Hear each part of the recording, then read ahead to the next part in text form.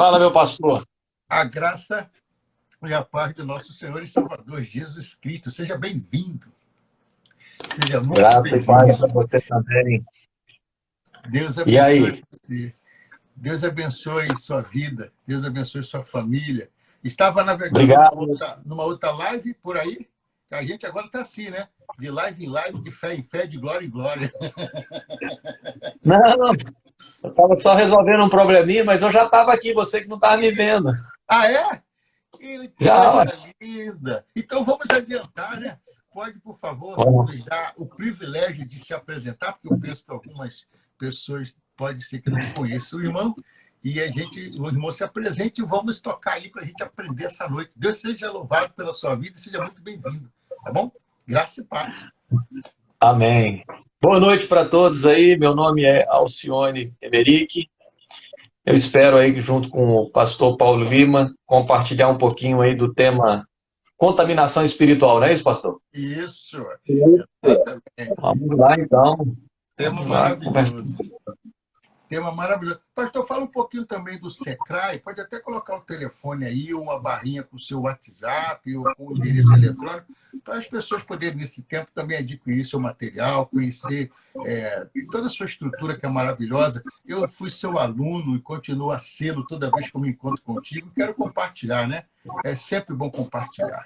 Coloque aí à vontade, tá bom? Eu não sei digitar onde é que coloca. Eu sou leigo na tecnologia. Mas então fale, porque vai ficar gravado. Eu vou deixar essa live gravada por Vamos lá. tempo aí. Então, Pode o dizer, ele. SECRAI, a palavra SECRAI é uma sigla, quer dizer Serviço Cristão de Aconselhamento Integral. É um ministério que existe desde 94. E uma das principais frentes do SECRAI é o ensino. Então, nós trabalhamos o tema do aconselhamento integral, que envolve questões relativas à parte de cura, libertação, essas áreas da alma, do espírito, do orgânico, a gente entender aí o funcionamento de cada uma dessas esferas, quando o sujeito adoece em uma delas, como é que a gente discerne e como é que a gente pode, da melhor forma possível, atender e aconselhar essas pessoas dentro, sobretudo, de um viés bíblico. Amém. Sem contar que o senhor é psicólogo, teólogo, filósofo. Esqueci alguma? Não, E diretor do isso, Secrai, diretor-presidente do Secrai. isso aí, E o isso aí, sacerdote do seu lar, que é o mais importante. isso aí. Bom, pastor Sônia Emerick, estamos todos aqui muito curiosos, né? Eu sei porque a última live que nós fizemos junto, todos, pastor, coloca a live para ficar aí rodando durante um tempo. E eu vi que na hora da contaminação espiritual, que é esse tema específico, muitas perguntas foram feitas, você ouviu, acho que na barra de rolagem também, daqui eu notei. Uhum. Então a gente vai dar uma ênfase maior a esse capítulo da história, né? Da Bíblia, inclusive, Ok. das nossas histórias. Comece nos explicando, pastor, o que significa contaminação espiritual. Fique à vontade para nos ensinar.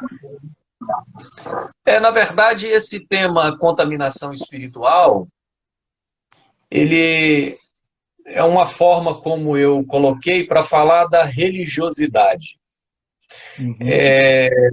Por que contaminação? Porque a metáfora bíblica para falar da religiosidade é a metáfora do fermento. E Jesus fez esse alerta, né? Então, sempre há na Bíblia um alerta sobre a questão da religiosidade. Para a gente ter ideia, a gente às vezes fica pensando nos grandes adversários de Jesus ou os grandes adversários da fé, e a gente não para pensar que, na verdade, quem perseguiu mais o ministério de Jesus foi a galera da religião, não é verdade? Se você pegar todas as páginas do Novo Testamento, a maior perseguição não foi feita pelos ladrões, os publicanos, os ateus. A maior perseguição, o maior cerco contra o ministério de Jesus foi o pessoal da religião. Eu costumo dizer, eram pessoas que tinham 70% da Bíblia que eu e você temos nas mãos, Eram pessoas que, olha, pastor, jejuavam pelo menos 2 vezes por semana, porque este era o costume dos fariseus. Eram pessoas que iam ao templo para orar. Eram pessoas que não roubavam, não adulteravam. Como está lá em Lucas, acho que capítulo 19 ou 17, na parábola do publicano e do fariseu. Então, apesar de todas essas características, elas foram chamadas por Jesus de filhos do inferno. É uma coisa muito estranha. Se a gente para pensar, a primeira cusparada que Jesus levou não foi de um soldado romano e nem de um filósofo grego, foi de um pastor, vamos assim colocar para os nossos termos, porque foi um sacerdote da mais alta cúpula o primeiro a cuspir na face de Jesus. Jesus, ao ser julgado, Pilatos, pagão, até quis absolvê-lo. Mas as multidões de judeus e de sacerdotes enfurecidos gritavam: crucificam, crucificam. Os ais condenatórios mais severos foram pronunciados contra esse grupo dos religiosos. Então, a expressão contaminação espiritual, ela vem como uma metáfora do fermento, porque o que o fermento faz? Ele entra na massa e ele contamina toda a massa. Ele leveda a massa. Né? O que Jesus disse? Um pouco de fermento leveda a massa, contamina a massa. E o que é a massa? A massa é o pão, é a palavra, é o ensino, é a doutrina, é a teologia. Mas veja, então a massa é a maior parte, mas um pouco desse religiosismo ele pode ser algo tão poderoso e algo tão nocivo que ele é capaz de contaminar tudo. E aí o sujeito de cristão, ele começa a ter características farisaicas. Houve uma pesquisa nos Estados Unidos de uma instituição, eu esqueci o nome dessa instituição, mas isso tem no Google, quem entrar no Google, em que eles investigaram a mentalidade evangélica, querendo comparar a cabeça dos evangélicos com Jesus e a cabeça dos evangélicos com comportamentos dos fariseus. Então, eles elencaram vários comportamentos de Jesus em situações e elencaram vários comportamentos dos fariseus em determinadas situações. Mas sem dizer que era Jesus e sem dizer que eram os fariseus. Simplesmente colocando os comportamentos. Pedindo para que eu não sei que quantidade de cristãos foram pesquisados por esse Instituto Barna, acho que é esse, Instituto Barna. 70% dos cristãos evangélicos se identificaram mais com os comportamentos dos fariseus. Depois eles vieram a descobrir que os comportamentos citados eram comportamentos dos religiosos que condenaram Jesus na época. Então isso mostra que o problema da religiosidade é algo muito sério e ele está mais presente na nossa vida do que nós imaginamos. Que coisa, que coisa. Realmente... era até a minha segunda questão aqui, que eu falo quais são as fortalezas que estabelece a contaminação espiritual, né? Então, eu não sei, diante dessa sua colocação, dessa pesquisa, a nossa cabeça, como um todo, está muito próxima da cabeça daqueles que cuspiram em Jesus, e nós fomos os primeiros a fazer isso, não é verdade? Eu fico muito preocupado agora com essa analogia, né? Com essa proximidade. Eu sempre achei que havia um desnivelamento, mas é uma coisa muito tênue, é uma linha muito tênue. Muito tênue. Tem que tomar muito cuidado, que a gente pode estar andando por cima dela e estar transitando na contramão de tudo aquilo que realmente é o evangelho puro, né? O mel puro, o mel de João Batista adquiria na copa das árvores, a palavra pura. Tem uma passagem, pastor Paulo, que eu gosto muito de usá-la quando eu vou fazer um estudo sobre esse texto, porque qual foi a igreja mais infectada, em que há um relato dessa igreja com características dessa contaminação, que foi a igreja da Galácia. Se você pega quando Paulo escreve aos Gálatas, ele fala, olha, vocês estão aderindo a um outro evangelho. E aí ele comenta desses cristãos que fazem Porque o que os Gálatas quiseram? Porque na época eles abraçaram a fé, mas aí vieram aqueles judaizantes, judeus falaram, não, mas aí você tem que fazer uma união com a fé e com o judaísmo, com a circuncisão, a gente não pode deixar a lei e tal. Então eles tentaram fazer essa mistura. Então foi um grupo que tentava viver a fé, mas também tentava viver rituais. Então, por isso que Paulo fala de comida, olha, vocês estão pegados à comida, a datas, a dias de semana, a festas de lua nova, pegados à circuncisão, a rituais. E então, quando eles foram fazendo essa mistura, isso foi criando uma série de problemas. Mas você veja que a questão é tão séria que Paulo disse no capítulo 5 aos Gálatas, ele diz assim no verso 1, para a liberdade foi que Cristo nos libertou. Permanecei, pois, firmes e não vos submetais de novo a julgo de escravidão.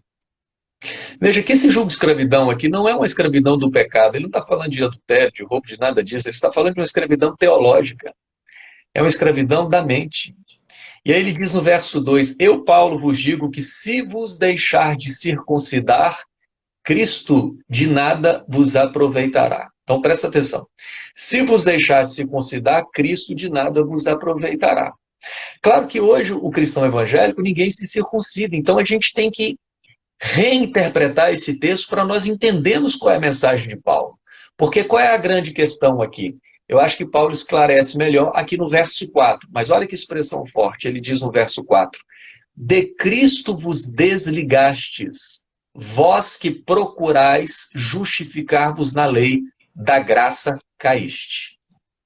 Então, repare essas duas expressões, Cristo de nada vos aproveitará, e de Cristo vos desligastes, da graça caístes. Qual é a grande questão? Eu costumo dizer que o cristão evangélico ele tem profunda facilidade em aceitar a graça na salvação. A mensagem da graça na salvação, o evangélico normalmente consegue compreendê-la bem. Não vem de obras, é dom de Deus, né? E nós falamos, venha como está. Aí a gente até fala, não, Deus não quer que você se prepare, venha como está, Ele vai te receber e tal. Só que aí o cristão abraça a graça, ele vive a graça por um momento. Em determinado momento, parece que ele acha que essa graça foi muito grande, e ele pensa assim, gente, mas peraí, eu preciso fazer algo para fazer por merecer. Né? Esse negócio de graça, esse negócio está muito fácil, está muito simples. E, na verdade, o espírito religioso, ele não gosta de coisa muito simples. Por isso que os fariseus tinham mais de 600 regras diárias. Né? Então, para o religioso, esse negócio muito simples, né? Então, para ele tem que deixar a coisa mais difícil. Nós precisamos deixar isso mais complexo. E na medida, então, que ele vai linkando a fé dele com rituais, com regramentos, e ele vai focando muito no ritual e no regramento, o que acontece com ele é que em dado momento ele deixa a graça para trás e ele vai se apegar aos regramentos.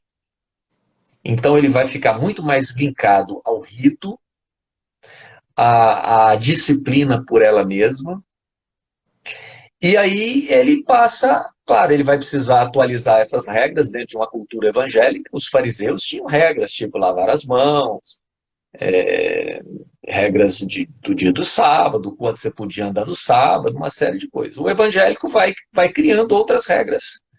Por isso que é muito comum, às vezes você tem um debate com certos líderes, o evangélico quer saber o que ele pode e o que ele não pode fazer. Pode isso, pode aquilo, pode tatuagem, pode camisa com caveira, pode mas não sei o quê, pode... Então ele quer regras, ele precisa de saber o que faz, o que não faz, o que agrada, o que não agrada, e ele vai colecionando esses regramentos. Por isso as pessoas vão criando os mais diversos regramentos. E aí, quando ele se percebe, ele já deixou a graça para trás, porque agora é o que ele faz, não é mais o que Deus faz, é o que ele faz. Então, o que o religiosismo faz? Tira a cruz entre ele e Deus e põe o seu desempenho. Então, não é mais a cruz, não é mais os méritos de Cristo. É o que ele faz é o quanto ele se esforça, é o quanto ele guarda as suas regras, seus rituais, sua performance, é o quanto ele ora, o quanto ele lê a Bíblia. Claro, muitas dessas coisas, evidentemente, que são boas, mas ele passa a se pautar nisso. Por isso, como ele depende desse esforço, ele depende muito disso para se sentir bem, para se sentir aceito. Se eu estou orando, se eu estou jejuando, se eu estou lendo, se eu estou...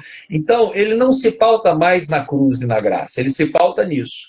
Mas como isso às vezes oscila, e aí ele cai numa seguinte cilada. Por quê? O religiosismo age junto com o legalismo e o perfeccionismo. Toda pessoa linkada com a religião, ele se linka com o desempenho e ele vai cair no perfeccionismo crônico. Por mais que ele faça isso, nunca vai estar bom. Então é mais ou menos assim, se ele ora, tá bom. Quer dizer, se ele não ora, tá errado. Se ele ora, tá errado também, porque devia ter orado mais.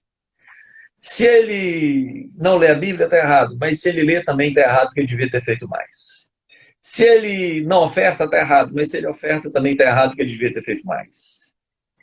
Então ele cai nessa cilada do desempenho em que ele é um pecador e tem que servir a um Deus santo. E por mais que ele faz, na cabeça dele Deus nunca está satisfeito. E aí ele passa a padecer de um sentimento de endividamento crônico com Deus. E a vida dele passa a ser regada a partir daí. E é por isso que Paulo fala da graça cair. Interessante, pastor. Interessante, hein? Inclusive, a gente vê as pessoas com esse espírito de religiosidade também fazendo com que Deus tenha dívida para com ele. Eu encontro muitas pessoas como Deus com déficit de vida para com o próprio adorador. O senhor me entende? Esses dias eu estava Peraí, repete que eu não entendi. Esses dias eu estava lendo, alguém colocou assim, postou assim, as pessoas estão esperando de Deus carro, casa, muito dinheiro e muito emprego. E aí, quando Deus dá, Deus ama muito essas pessoas. Porém, Deus devia odiar Paulo, porque Paulo não estava atrás disso. E nem Deus estava... Mas você sabe por quê, pastor? Por que há essa mentalidade? Uma deficiência em Deus, entendeu? Deus tendo um déficit com as pessoas. Sim, mas por que há essa mentalidade? Porque é o seguinte, a religião, ela transforma o sujeito em escravo. Vamos pensar nos dias de hoje. Porque o religioso, ele passa a ter cabeça de servo, de escravo. Servo no sentido pejorativo. Claro que todos nós fomos chamados para servir. Mas servir como filhos, não como com cabeça de servo. E aí, se eu coloco... A religião me faz ter cabeça de escravo, de servo. O servo tem que trabalhar. Trabalhar para quê? Para receber. Então, o religioso ele tem uma mentalidade salarial. Entendi. Ele é escravo, Deus é patrão. Eu trabalho, Deus me paga. Então eu oro para Deus me dar o carro. Eu leio para Deus me abençoar com bênçãos. E aí quando Deus falta comigo, como a minha relação com Ele não é baseada em graça, em favor e merecido, eu passo a ter raiva de Deus, porque Deus furou o contrato. É como aquele funcionário que chega no final do mês, o patrão não paga o devido, ele fala, mas pera um pouquinho, eu trabalhei. Uhum. Ou seja, nessa relação de escravo com o Senhor, não há graça, o que há é merecimento, porque eu me esforço, eu jejuei, eu orei, eu subi monte, cadê as minhas bênçãos? Cadê o que o Senhor vai me dar? Ou seja, é uma relação escravo-patrão. Uhum. Então, é uma relação que o sujeito vai enxergar Deus como aquele que vai ser o doador de bênçãos segundo o seu desempenho. E aí está um problema, né, pastor? Porque, assim, o filho, ele se relaciona com o pai 24 horas por dia. Por exemplo, eu me relaciono com meu filho 24 horas por dia. Ele zangado comigo, ele alegre comigo, a gente se comunicando bem, a gente se comunicando mal. O relacionamento é pai e filho. Porém, quando o meu filho me vê como sendo um agente comercial de favorecimento com ele, a minha relação também é quebrada, porque eu tenho certeza que nem todo tempo, nem todos os dias, e nem as 24 horas por dia, uma pessoa se relaciona com a outra comercialmente. Então, é tempos sazonais. Acaba que o filho se relaciona com o pai só na hora de querer as benesses, né? Só na hora de querer o bônus, só na hora de dizer me dá, me dá, me dá, me dá, me dá, me dá. E acaba que não é um relacionamento constante. Eu gosto muito de uma frase que o pastor Cote, né, Marco de Souza Borges, fala, que para esses tipos de filhos, Deus tem uma sala VIP, que são os filhos mimados. E todo filho, verdadeiramente, que quer conhecer o seu pai, tem que ter tempo de intimidade e fazer o seminário do altar secreto de Mateus 6,6. Então, é isso que o senhor está colocando agora para nós, expondo essa falta de relação 24 horas de filho para pai. É um absurdo. A gente entende que hoje, no século XXI, no pós-moderno, a gente ainda vê muito isso. Pessoas nos procuram e dizem, pastor Paulo, aonde foi que eu errei com Deus? Aonde foi que eu não fiz a oferta certa? Será que Deus rejeitou o meu dízimo? E aí eu falo, meu Deus, a nossa relação com Deus é muito maior do que essas outras situações. Nós temos uma relação de paternidade, de reconhecimento, de filho para pai, nós temos acesso ao coração do pai, nós podemos ser transparentes com ele, dizer onde está doendo, e as pessoas se fecham num Deus que, de vez em quando, sabota o plano dos outros. Meu Deus. Agora, pastor, eu sei que você é um homem que viaja, que prega, que tem os cursos, e eu sei que o senhor deve ter alguma dificuldade, muito parecida com muitos de nós, de a gente levar uma mensagem para a igreja como um todo. Fala igreja, não só nós, corpo, mas igreja, instituição mesmo, né? Os irmãos de várias igrejas, respeitando aí a denominação, respeitando a liturgia, respeitando tudo das igrejas, cada um tem a sua forma de pensar e tem que ser assim.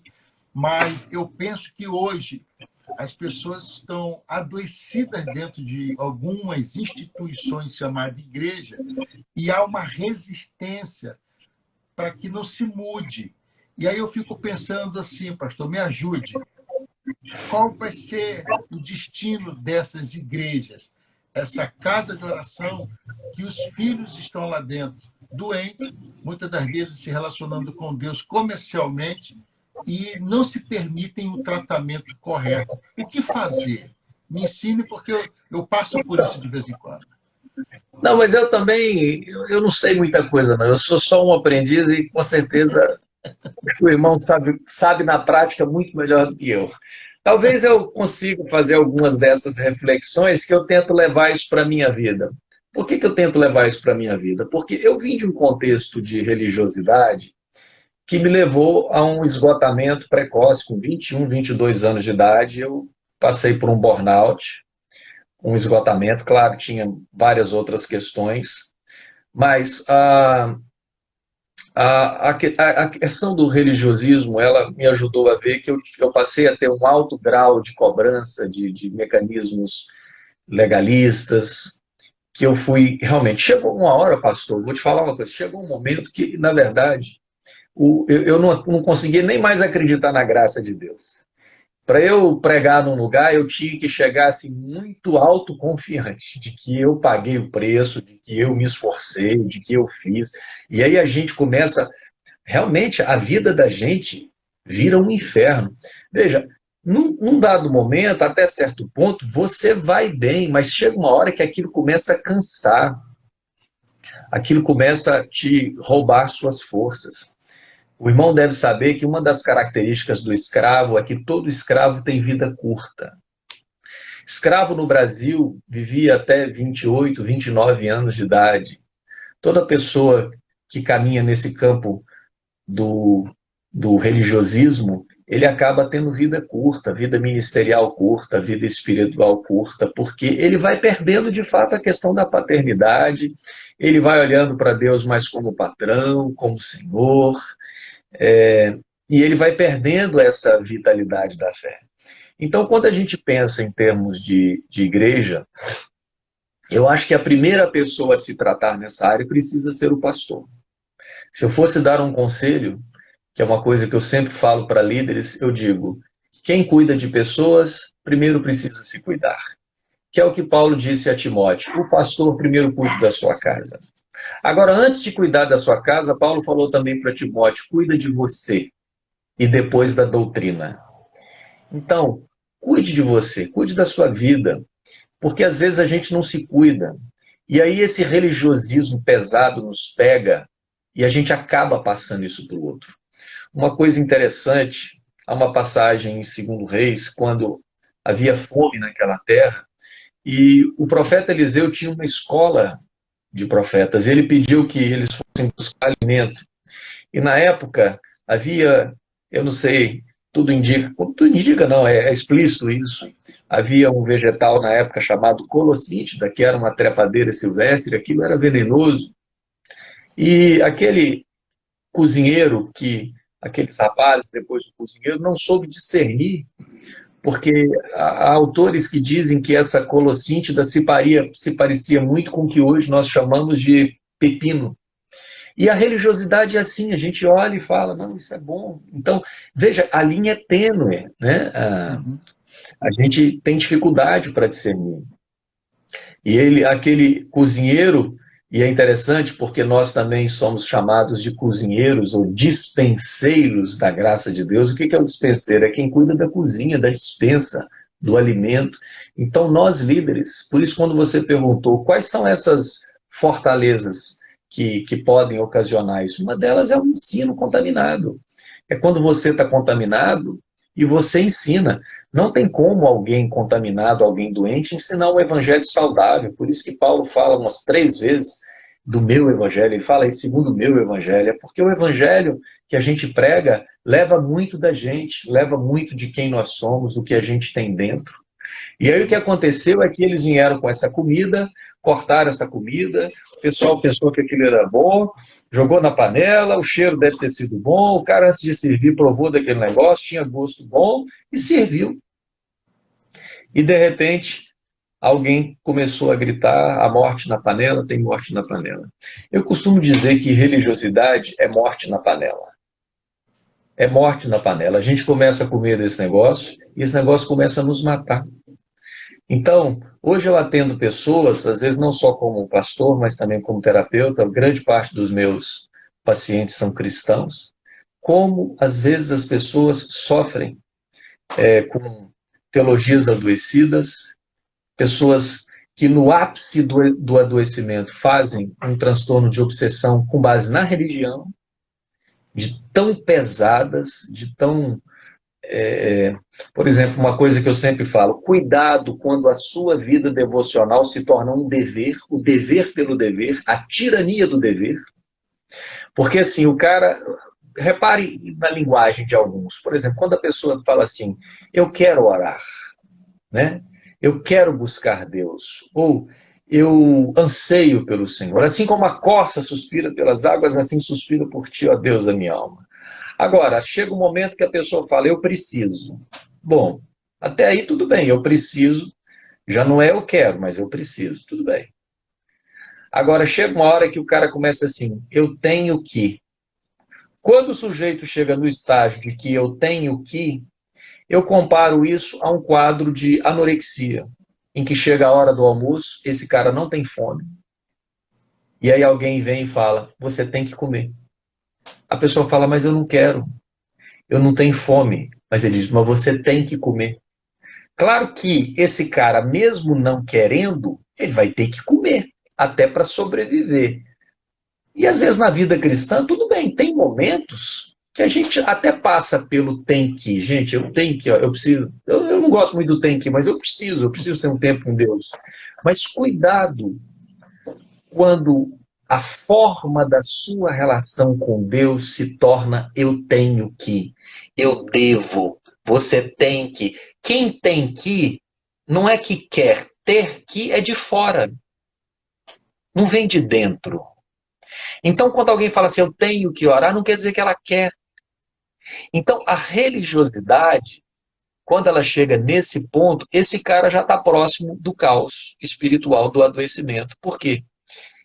A vida espiritual dele já é como se fosse um quadro de anorexia. Ele não tem fome, ele não tem vontade, ele simplesmente está morto.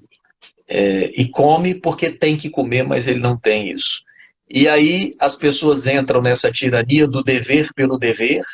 Eu tenho que fazer isso, eu tenho que fazer aquilo, eu tenho que fazer. E ele consegue levar isso até determinado ponto. Mas chega um momento que a tendência é que ele seja vencido.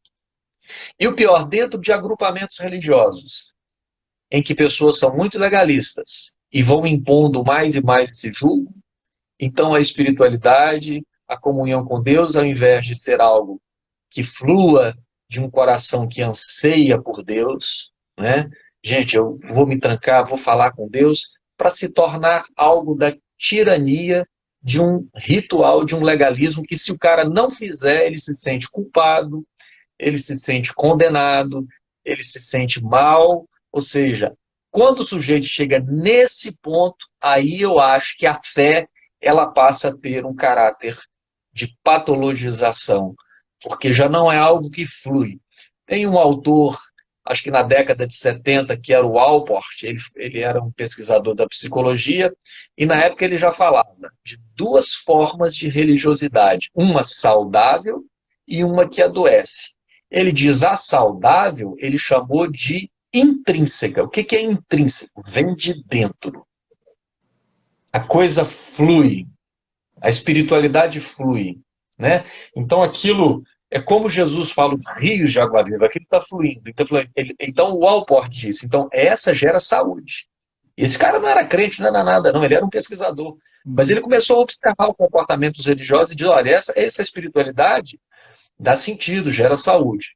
Agora, ele viu uma outra que adoecia, que levava para a psicopatologia.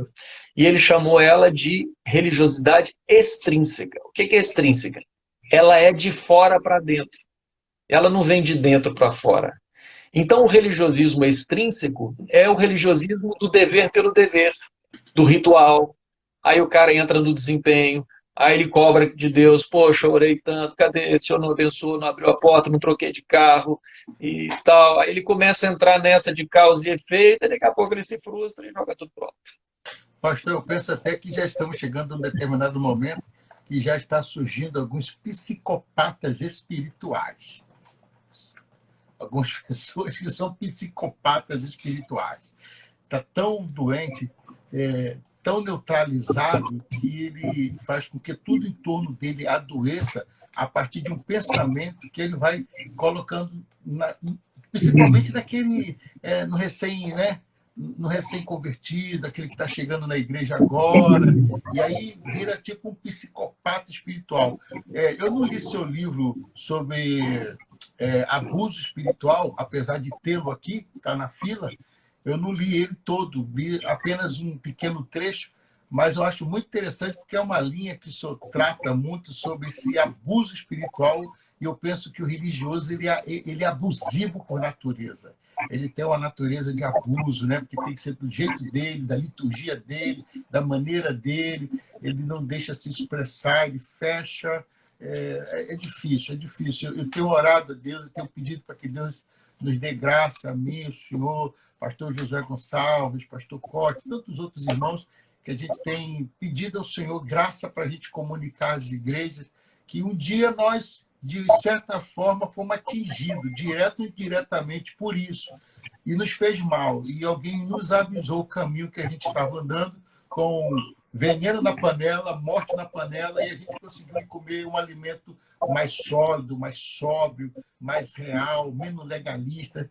E eu peço a Deus que Deus nos dê graça, viu, pastor, para chegar até essas pessoas, inclusive através dessa live, que é uma grande comunicação nesses dias, que as pessoas ouçam, que elas comecem a se examine-se, pois, o homem a si mesmo. Ela começa a se examinar se ela está vivendo esses sintomas, se ela está transbordando desses sintomas, ou se ela está admitindo alguém adoecê-la através da religiosidade, viu? Eu tenho orado a Deus pedindo para que meus netos, que já estão nascendo, não entrem num caminho de um religioso jamais, porque é morte na panela. Morte na panela. É interessante, pastor, a questão do religiosismo, porque assim, quando Jesus veio, e aí a gente tem que se voltar para o Evangelho, Quando Jesus veio, ele veio para os judeus da época. Tanto que ele teve uma mulher grega que ele falou que nem ia curar a filha dela, porque ele veio primeiro para as ovelhas perdidas de Israel. O ministério dele, então, inicial foi para os judeus. E é interessante, em Mateus capítulo 9, diz lá, Mateus, que ele fez um check-up lá nas igrejas e viu multidões aflitas e exaustas como ovelhas que não têm pastor. Aflitas e exaustas. Essas duas palavras falam de gente exaurida, de gente esgotada. Depois, 2 capítulos depois, ele diz lá em capítulo 11, verso 28, vinde a mim, vós que estáis cansados e sobrecarregados, e eu vos aliviarei. Esse é um texto também que a gente usa até para fazer apelo na igreja. Mas esse texto foi usado e foi falado para os judeus, para os religiosos. Vocês que estão cansados e sobrecarregados. Mais uma vez, está falando de gente aqui exaurida. Ele diz, tomai sobre vós o meu jugo e aprendei de mim, porque sou manso e humilde de coração, e achareis descanso para a vossa alma. Agora veja no verso 30, porque o meu jugo é suave e o meu fardo é leve. Quando eu comecei a estudar esse tema, e eu olhei esse texto, eu pensei, tem algo errado na minha vida. Porque eu não estou levando esse jugo suave e esse fardo leve. O que eu estou levando é um fardo muito pesado. E eu vi então que a forma como eu fazia era uma forma que me adoecia e que adoecia as pessoas.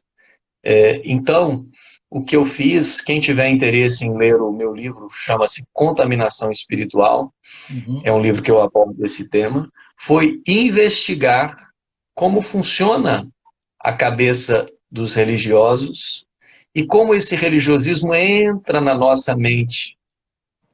Como é que essa religiosidade entrou na mentalidade evangélica. E aí eu comecei a ver que realmente estava algo errado. E por isso que eu fazia muitos sintomas. Eu tinha um burnout crônico que se cronificou. Uma série de outras coisas que tem a ver com o problema da religiosidade. Pastorzão, que pena que já está quase rompendo o horário do Instagram aí na live, né? É uma satisfação te ouvir. Como você tem me alimentado, viu? Eu sou grato a Deus, porque eu sou a tua ovelha, de frente para ti agora. E o Senhor tem sido meu pastor, tem me pastoreado nesses tempos de quarentena. Eu louvo a Deus pela sua vida. Como aprendo com a sua mansidão, com o seu jeito simples, com o seu jeito cirúrgico e objetivo.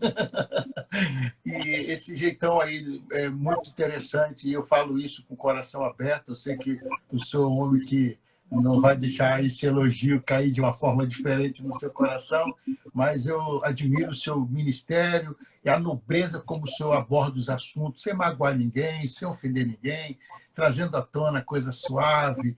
É muito gostoso te ouvir, de verdade, viu? Muito obrigado por mais uma vez assim, atender o nosso chamado. Eu agradeço em nome do Ministério Família Debaixo da Graça, que te admira tanto, na pessoa do pastor Josué Gonçalves, que é o nosso pastor-presidente, e da pastora Rose Gonçalves. Nós admiramos seu ministério, seus livros. Como foi bom ter te conhecido. Como é bom falar com o autor de um livro. Como é bom ser seu contemporâneo. Como é bom ser seu aluno. Tá bom? Deus te abençoe. Satisfação toda minha, pastor. Abençoe sua casa, tá bom? Fico muito feliz que esse povo todo que está aí agora nos ouvindo, te ouvindo, vai sair daqui hoje bem alimentado, sem veneno na panela, mas alimentado de uma forma coerente. Tá bom? Posso orar? Tá bom. Vamos orar? Vamos orar para esse Amém, vamos sim. Amém. Papai, e você é o homem da oração. Vamos orar. Obrigado.